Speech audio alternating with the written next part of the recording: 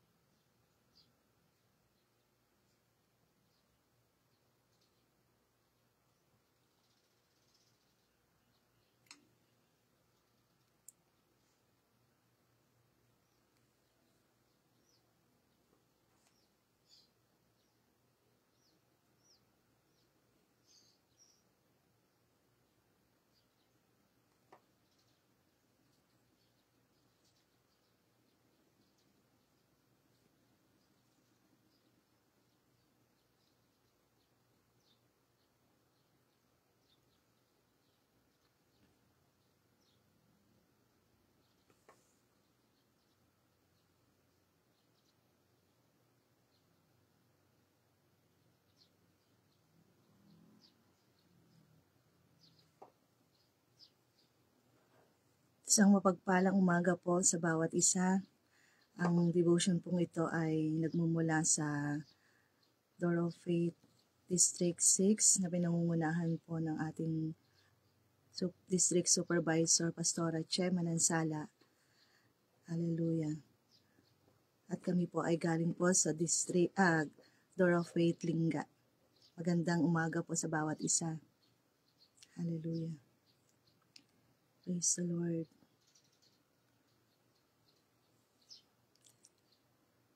Magandang umaga po sa bawat isa. Blessed morning po.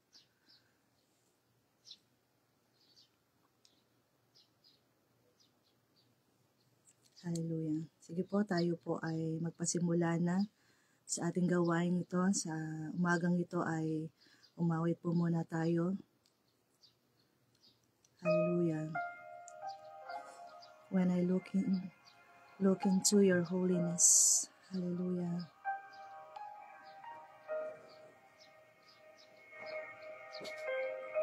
Praise your name, Jesus. Salamat sa inyo, Panginoon. Glory to God. Worship your name. Hallelujah. When I look into your holiness, when I gaze into your loveliness, when all things that surround become shadows in the light of you. When I found the joy of reaching your heart, when my will becomes enthroning your love, when all things that surround become shadows in the light of you. I worship you. I worship you. The reason I live is to worship you. Worship you. I worship you.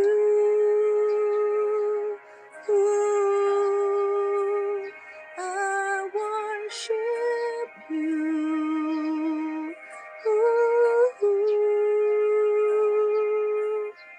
The reason I live is to worship you. Minsan pa po natin ito awitin sa umpisa. When I look into your holiness. Hallelujah. Thank you, Lord God. When I look into your holiness, when I gaze into your loveliness, when all things that surround become shadows in the light of you.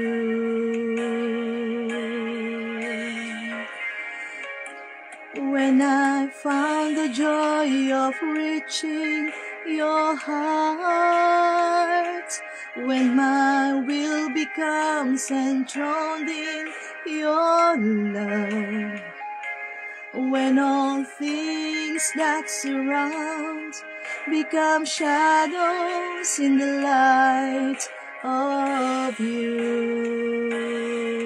We worship you, Lord God. Hallelujah. I worship you, Lord. Ooh, I worship you. Ooh, the reason I live is to worship you, Lord God Jesus. And I worship you. Ooh, I worship you. Ooh, the reason I live is to worship you. Yes, Jesus, the reason we are here, Lord, is to worship you, Lord God. Hallelujah. Ooh, I worship you. Ooh, the reason I live is to worship you. Worship you. I worship you. Ooh, I worship you. Ooh, the reason I live is to worship you. The reason I live. Hallelujah. The reason I live is to worship you. Praise the Lord God. The reason I live is to worship you. Yes, so Lord God, siya nga po, Panginoon. Ang dahilan po, Panginoon, kung saan kami, Panginoon, O Lord God, naririto sa mundong ito, Panginoon. Kayo po ay, O Diyos, ay aming papurihan, sambahin ang iyong pangalan. Hallelujah. Sige po, tayo po ay magpuri sa Panginoon. Pasalamatan po natin siya sa umagang ito. Hallelujah, hallelujah, hallelujah. Hallelujah. Praise your name, O Jesus. Salamat sa inyo, Panginoon. Salamat sa inyo, O Diyos. Salamat, O Lord God, sa napakagandang umagang ito, Panginoon, na patuloy, O Diyos, kami makalalapit muli, O Diyos, sa inyong paanan, Panginoon, upang, O Lord God, kayo ay aming masamba, Panginoon, upang kayo ay aming mapapurihan, Panginoon. Pinupuri ka namin, sinasamba ka namin, O Diyos. Minsan pa, Panginoon, patuloy mo po kaming patawarin, O Lord God. Search our heart, O Lord God. Kung may nakikita kayo, Panginoon, sa aming mga puso, sa aming kaisipan, Panginoon, na hindi nararapat, Panginoon, Lord, ialis niyo po to sa amin puso, Panginoon, at kaisipan. Patawarin niyo po kami, Panginoon, sa lahat ng oras, Panginoon, na nakagagawa kami, ng nananangan kami sa aming mga sarili lamang, Panginoon. Patawarin niyo po kami, Panginoon. Hallelujah, hallelujah. Patuloy, Panginoon, Sa umagang ito, O Lord God, magpakahayag po kayo sa amin, sa bawat isa po, Panginoon, na naririto, Panginoon, sa aming gawaing ito, O Lord God. At patuloy, Panginoon, na kayo po, Panginoon, ang magbigay sa amin, Panginoon, ng bagong mensahe, O Lord God, na patuloy na huhubog sa amin, Panginoon, sa araw-araw, Panginoon, na aming gagampanan, O Lord God, dito sa mundong ito, Panginoon. Hayaan niyo po, Panginoon, magkalakas kami ng loob, Panginoon, at magawa namin, Panginoon, ah, ang inyong will, Panginoon, sa aming buhay, Panginoon, na kung saan, Panginoon, ang lakaran, Panginoon, ang inyong katuwiran, Panginoon, sa aming buhay. Salamat sa inyo, Panginoon. Pinupuri ka namin. Samahan niyo po, Panginoon, kami, O Diyos. Lalo na po ako, Panginoon, ang iyong gagamitin, Panginoon. Bahiran niyo po ako, Panginoon, ng iyong banal na langis, Panginoon. At kayo, Panginoon, kayo lamang, Panginoon, ang mataas, O Lord God. Salamat sa inyo, Lord God. In Jesus' name, O Lord God, we pray. Amen. Hallelujah. Isang mapagpalang umaga po muli sa bawat isa. At salamat po at nakasama ko po muli kayo sa umagang ito upang pasimulan muli sa bagong umaga ang pagsasama-sama natin ng maging kalakasan muli sa atin ang salita ng Diyos. Hallelujah. Praise the Lord. Samahan niyo po ako na nabasahin ang salita ng Diyos mula sa Kawikaan o sa Proverbs 10:17. Proverbs 10:17. O Kawikaan 10:17. 17. Ang sabi po rito, ang nakikinig sa payo ay nasa daan ng buhay, ngunit ang ayaw sumunod ay tungo sa pagkaligaw. Amen. Hallelujah. Accept correction and you will find life. Reject correction and you will miss the road. Hallelujah. Isang napakagandang mensahe, napakasimple. Just accept the correction and you will find life. Kahapon po ay tinalakay po natin ang pagiging humble or kung paano po tayo tinuturuan ng Panginoon na hindi tayo malagay sa maling daanan kung saan pinapaalala po muli sa atin na tayo po ay maging mapagpakumbaba sa araw-araw na ating buhay at patuloy na magpatuwid sa salita ng ating Panginoon. Hallelujah. Praise God. Sa ating pong pag-accept ng correction, paano po ba natin ito masisimulan? Ito po ay magsisimula po sa pakikinig po. Amen po. Kung meron po tayong mga tao o mga mahal sa buhay, diyan po natin maririnig kung paano tayo namumuhay sa mundong ito at paano natin malalaman ano nga po ba ang ating nilalakaran. So, salamat po sa Panginoon dahil ito po ang mensahe na ibinigay sa atin ng Panginoon at kahapon nga po ay tayo ay na-remind na muli na tayo ay iwasan na po natin ang pagmayayabang. Aaminin ko po sa sarili ko, number 1 ko pong struggle sa sarili o ang pagmamataas kahit sa simpleng mga bagay lamang ay sa pagsasalita pa lamang sa ating mga ginagawa ay nagagawa po natin ang pagyayabang. Isa po sa example ko po rito, si Pedro. Saan po ba nagsimula si Peter? Siya po noon ay, umpisa pa lamang po ay si Simon. At sabi nga po dito sa ating sa Biblia na about po sa kay Peter, nalalaman na po ng bawat isa kung sino po ba si Peter at saan nagsimula. At papaalala lang po natin na si Peter ay nagmula pa ay ang dating pangalan po niya ay Simon. Amen. Tayo pong mga bago po tayo nakakilala sa Panginoon ay isa po tayong wala tayong kaalaman. So tayo po ay pinangalanan po tayo kung anong ipinangalan sa atin nung tayo ay isinilang dito sa mundong ito. So si Peter po ay bago po siya nakilala ng Panginoong Jesus, at bago siya tawagin bilang disipulo ay siya nga po ay nagpapangalan niya po ay si Simon. Bago po siya nag-transform bilang Peter ay napakadaming habang proseso po sa buhay ni Peter. At hindi po biglaan ang pagta-transform na iyon ay nangyari sa buhay ni Peter.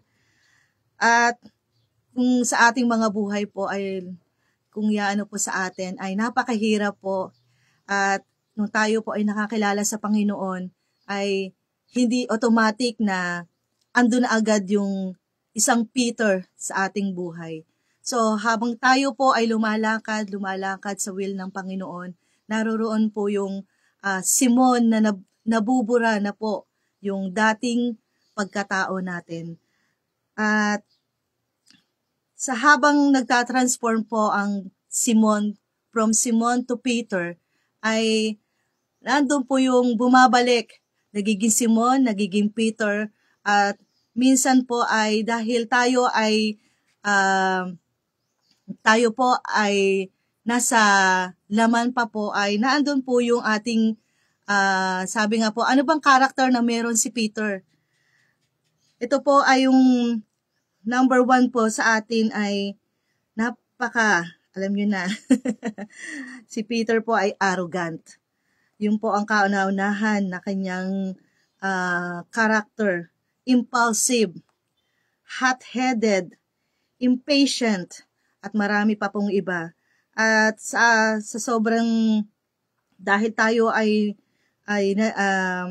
namumuhay sa kasalanan, naroroon na ang pagiging tactless, judgmental, at marami pa na kung saan yung gusto pa niya na napakabilis ng kanyang pagdedesisyon na sa kanya lamang sarili lamang ang kanyang nasusunod. Sa akin pong buhay, sasabihin ko po sa inyo ay mailalarawan ko pong ako rin po itong buhay nitong Peter na to, itong Simon na ito, na dating Simon pong ito. At salamat sa Panginoon, hindi po madali ang pinagdadaanan po ni Peter, at napakaraming panahon at sa kanilang pagsasama ng ating Panginoong Hesus dito sa lupa ay patuloy siyang tinuturuan ng Panginoon.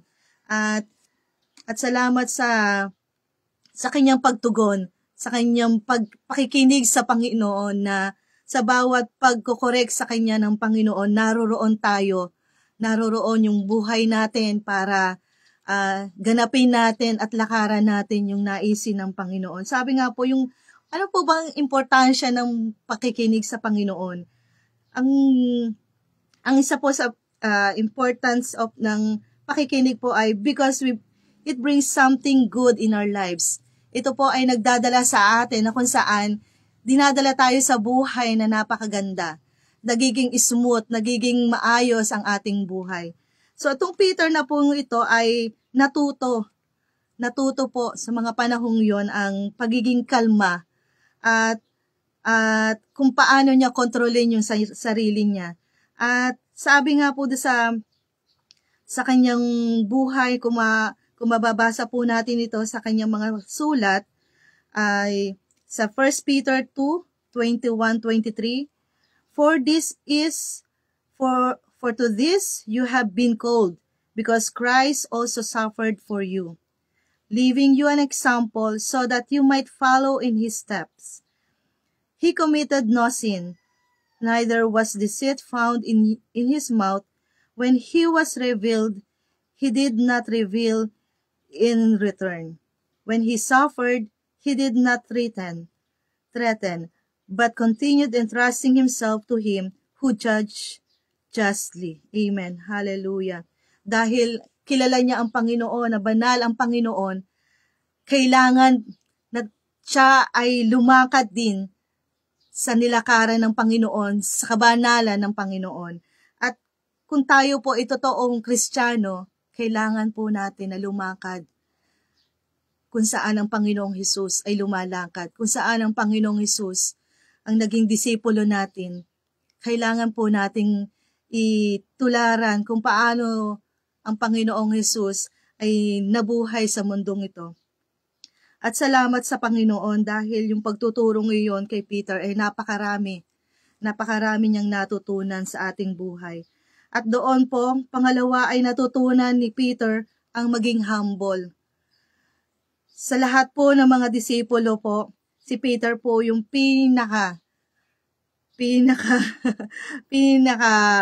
masasabi nating malakas ang loob. Opo, malakas po ang loob. At yun po ay ang kanyang pagiging agresibo. At sa kanyang pagiging agresibo, nandun po ang Panginoon ay nakaalalay. Ang Panginoon ay nakaalalay sa kanya. Ganon din po sa atin.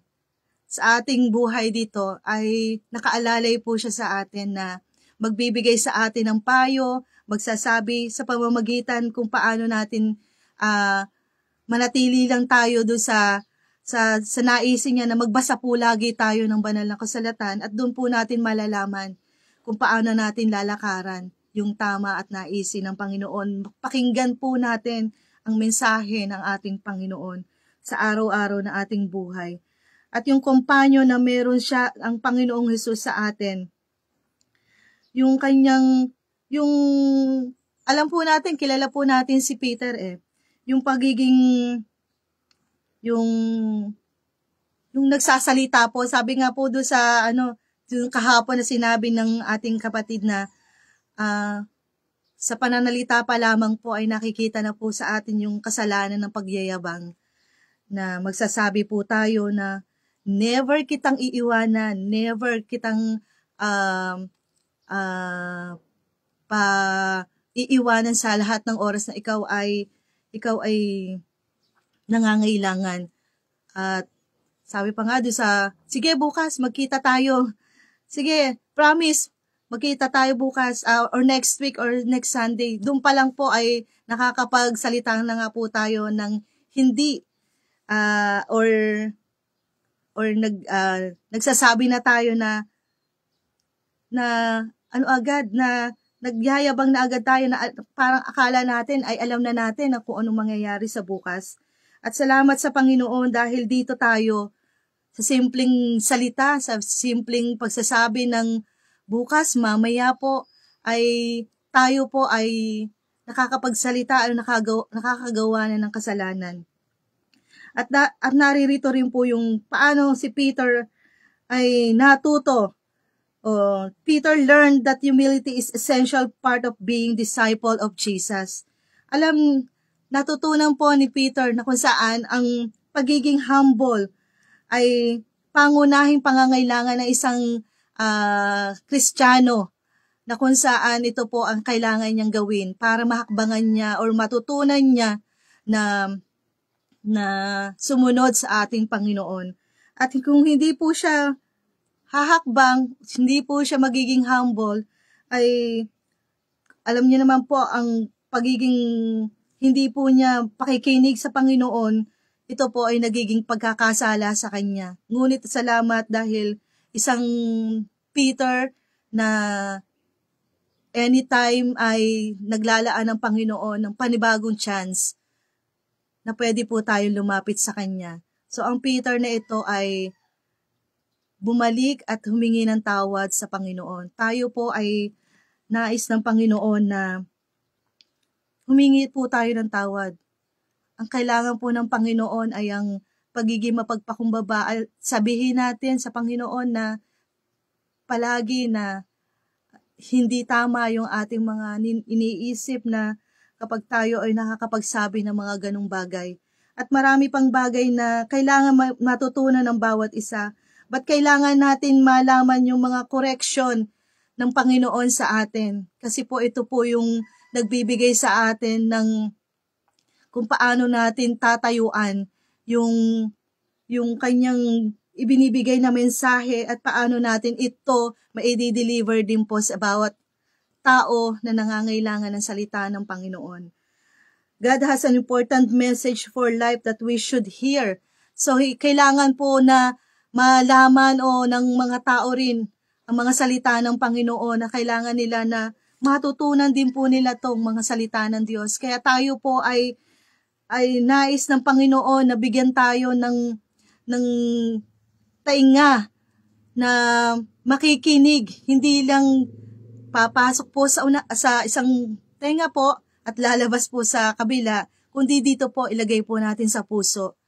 At ito po ay magbubunga ng Espiritu Santo na nagbibigay sa atin ng kababaan ng loob at pagkokorek ng ating Panginoon. Sabihin nyo nga po, diyan itype po natin na kumbaga si Jesus ay isinape niya po si Peter. Jesus shaped Peter. Sabihin niyo, type niyo po dyan, Jesus shape, lagay niyo po yung pangalan niyo dyan.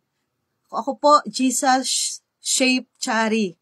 I-type niyo po dyan mga kapatid yung pangalan niyo, Jesus shape your name po. At bibigyan po tayo ng Panginoon ng kalakasan na naharapin po ang bawat kondisyon ng mga sa ating buhay, na kung saan basahin po natin yung Philippians 4:13, I have the strength to face all conditions by the power that Christ gives me. Ang Panginoong Diyos ang nagbibigay sa atin ng kalakasan para magkaroon tayo ng kapangyarihan na magawa natin yung mga bagay na masunod natin yung naisin ng Panginoon, dahil dito po sa lupa ay napakahina ng ating kaluluwa. At ito po ay ating masusunod lamang po kung may pagsama po ng Espiritu Santo. Amen po. Salamat po sa Panginoon. At nais ko pong iwan sa inyo na lagi po tayong may pag-asa sa Panginoon. At hindi po tayo mananatili kung tayo po ay naroroon sa kasalanan na alam niyo po, tayo mga Kristiyano po, alam po natin kung po tayo po ay naando sa kasalanan eh. Kaso minsan, pag tumatagal na po tayo sa pagiging Kristiyano, nakakalimot na po natin. Dahil nagmamalaki na po tayo. Nagmamalaki na po tayo na kung saan, alam ko na yan. Alam ko na yung mga bagay na yan. At kapag nasasabihan po tayo, minsan, nasasabi natin, kahit lang sa pakikinig po sa araw-araw po ng devotion ito, pag nakikita natin na hindi to magaling magsalita or hindi siya magaling mag-deliver ng salita ng Panginoon, minsan naghahanap tayo ng mas makakaano sa atin. So, naroroon po yung pagpasok na agad po ng kasalanan, ng pagiging pagmamataas sa sarili. So, wag po tayong mamili kasi po ang paggamit ng Panginoon sa bawat isa sa atin ay hindi dahil sa wala tayong kakayahan, kundi sa pagsama po ng Espiritu Santo. Sa pagsama po ng ating Panginoon sa ating buhay. At ang Diyos po ang magbibigay sa atin ng bawat salita na kung saan yun ang nararapat na mapakinggan natin. At matuto po tayong makinig sa mga correction na nababanggit, nababasa ng ating mga pastor, ng ating mga kapatid, kahit yung mga simpleng mga tao na sa paligid natin, ginagamit po yun ng Panginoon bilang correction sa ating buhay. Makinig po tayo at patuloy po tayong magpasiyasat sa Panginoon at tayo laging lumapit sa Panginoon. Sige po, tayo po ay muling magpasalamat sa Panginoon sa umagang ito. Patuloy po tayong magpasiyasat sa ating Diyos na buhay. Hallelujah. Praise the Lord God Jesus. Salamat sa inyo, Panginoon. Salamat sa inyo, O Diyos. Sa dakila mong pag-ibig sa amin, Panginoon. Na patuloy na umiintindi, na patuloy na nagbibigay, Panginoon, sa amin ng buhay, sa kahit na simpleng bagay, simpleng paggawa, sa simpleng pagresponde sa mga tao na nakakaharap namin, sa mga tao na aming nakakasalamuha. Kita mo, Panginoon, ang aming mga puso, O Diyos. Lord, patuloy mo kaming gamitin, patuloy mo kaming baguhin, Panginoon. Hindi madali ang pinagdaanan nitong si Simon o ni Peter bago siya naging Peter sa buhay mo, Panginoon. At bago, Panginoon, siya naging Peter, O Lord God, na iyong itinakda, Panginoon. Lord, nagsimula kami, Panginoon, na kung saan napakarumi namin, napakahina namin sa lahat ng bagay. Kaya Lord, kapatuloy kami humihingi sa inyo, Panginoon, ang kalakasan, na patuloy na piliin lagi ang inyong pagtama sa amin. Hindi yung sarili namin lagi ang masunod, kundi sa inyo, kayo, Panginoon, ang patuloy na magbigay sa amin ng pagsasaayos sa aming buhay. Salamat sa inyo, Panginoon, hindi kamot kami ay matagal na sa pananampalataya, ay hindi na namin kailangan ng pagtutuwid na mas nakakabata sa amin sa pananampalataya, Panginoon. Kailangan po namin ang lahat ng ito, Panginoon. Bigyan niyo kami, Panginoon, ng kalakasan na patuloy namin pakinggan, Panginoon, ang mga mensaheng ito, Panginoon, na ginagamit mo, Panginoon, sa mga tao na nakapaligid sa amin, Panginoon, na ginagamit mo sa araw-araw, Lord God. Salamat sa inyo, Panginoon, na patuloy kayo nagbibigay sa amin, Panginoon, nagtutuwid sa amin, Panginoon. Salamat sa inyo, O Diyos. At patuloy kami, Panginoon, mananatili, O Lord God, sa inyong biyaya, Panginoon, na patuloy, O Lord God, naririyan para umalalay para sa amin, Panginoon. Kayo ang aming kalakasan, kayo ang aming gabay, O Lord God, sa aming paglakad, O Lord God, sa inyo. Panginoon, malapit na kayong dumating, Panginoon. Kaya ihanda na namin, kailangan na namin ihanda aming puso. Kailangan na namin ihanda aming mga sarili, ang mga mahal namin sa buhay, Panginoon. Tulungan mo kami, Panginoon, na magamit nyo, Panginoon. Gamitin nyo kami, O Diyos. Salamat sa inyo, Panginoon. Pinupuri ka namin, dalangin po namin ang bawat isa, O Diyos, ay maging ilaw, Panginoon, sa bawat pamilya na meron kami, Panginoon. Sa bawat pamilya, Panginoon, na binigyan mo sa amin. Bigyan nyo kami, Panginoon, ng tapang na maihayag pa sa kanila, Panginoon, sa mga hindi pa nakakilala, sa aming mga pamilya, na ma-share namin, Panginoon, ang iyong mga salita. Bigyan nyo kami, Panginoon, ng tapang na tulad na binigay nyo kay Pedro, Panginoon, na kung saan, O Lord God, ito po ay naging kagamit-gamit dahil alam nyo potensyal na maaaring magawa niya o magawa ng bawat isa, magawa ng bawat Kristiyano. At salamat, Panginoon, dahil kami, Panginoon, ay inyong pinagkatiwala, kami ay inyong pinili. Kaya salamat sa inyo, Panginoon, pinupuri ka namin, pagpalain niyo po ang bawat isa, ganun din ang makakapakinig mamaya, Panginoon, o sa mga iba pang araw, Panginoon, ay patuloy namin, Panginoon, dinadalangin sa inyo ang inyong pagtuloy na pagsama, Panginoon. Pagpalain niyo po ang bawat isa. Sa tanging pangalan ni Jesus. Amen. Salamat po. Magandang umaga po.